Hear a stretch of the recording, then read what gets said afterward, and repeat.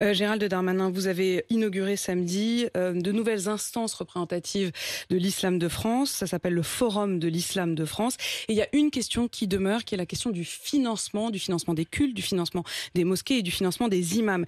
Il y a toujours, au moment où on se parle, 300 imams qui sont financés par l'étranger, mais qui exercent sur le sol français. Ils viennent principalement du Maroc ou de la Turquie. Vous avez dit qu'il fallait mettre fin à ces imams qui soient financés par l'étranger, sauf que ça ne prendra fin qu'en 2024. Est-ce que vous estimez que c'est satisfaisant ?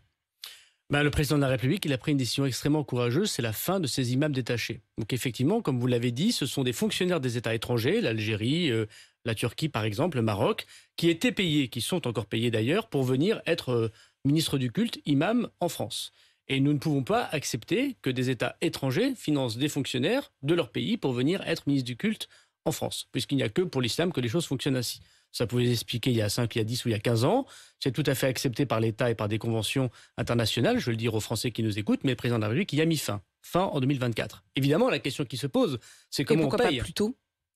Parce qu'il faut du temps pour former des ministres du culte. Puisque vous dites que ça n'est plus supportable, mais en effet, il va y avoir encore 2 ans. Parce qu'il faut du temps pour former des ministres du culte. C'est-à-dire qu'on ne forme pas un imam si facilement que ça, comme on ne forme pas si facilement que ça un rabbin ou un curé. Il faut du temps pour apprendre sa religion. Il faut que ces personnes parlent évidemment français lorsqu'elles ne le sont pas. Et il faut effectivement qu'on ait des moyens de contrôler ce qu'ils puissent faire dans des lieux de culte. Donc ça prend un petit peu de temps, mais 2024, c'est demain. Et c'est une grande décision prise par le président de la République pour couper le lien entre l'islam et les États étrangers.